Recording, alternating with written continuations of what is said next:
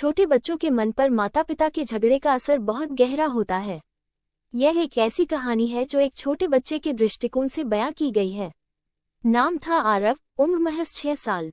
वो हमेशा अपने माता पिता के साथ खुश रहता था, लेकिन कुछ महीनों से घर का माहौल बदलने लगा था।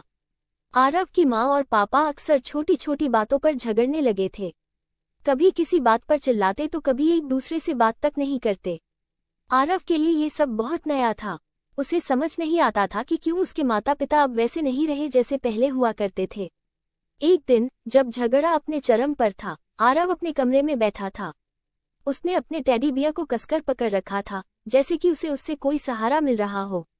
उसके नन्हे दिल में डर था, चिंता थी और सबसे बढ़कर एक गहरी उदासी।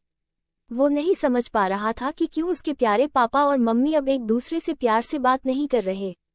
आरव ने खुद से सवाल किया, क्या मुझसे कुछ गलती हुई है? क्या मैं कुछ गलत कर रहा हूँ? उसकी मासूमियत में ये बात बैठ गई कि शायद कहीं न कहीं वो खुद इस झगड़े की वजह है। उसके नन्हे मन में यह विचार रोज गहराता जा रहा था। एक रात जब झगड़ा बहुत बढ़ गया, आरव उठकर अपनी मम्मी के पास गया। उसकी आंखों में आंसू थे। उसने कांपती आवाज में कहा, मम्मी, क्या मैं बुरा बच्चा हूँ? क्या मुझसे कोई गलती हुई है? उसकी माँ का दिल टूट गया। उसने तुरंत आरव को अपने गले से लगा लिया। उस पल में उसने समझा कि उनके झगड़े का असर उनके बच्चे के मन पर कितना गहरा पड़ा है। वो अपने आंसुओं को रोक नहीं पाई और बोली, नहीं बेटा, तुमसे कोई गलती नहीं हुई। ये हमारी गलती है। हम तुम्हें हमेशा प्यार करते हैं।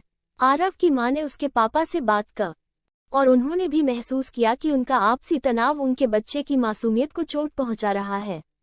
उस दिन के बाद उन्होंने ठान लिया कि चाहे जो भी हो, वो अपने झगड़ों को आरव के सामने नहीं लाएंगे। धीरे धीरे घर का माहौल फिर से पहले जैसा होने लगा और आरव की मासूम हंसी फिर से घर के हर कोने में गूंजने लगी।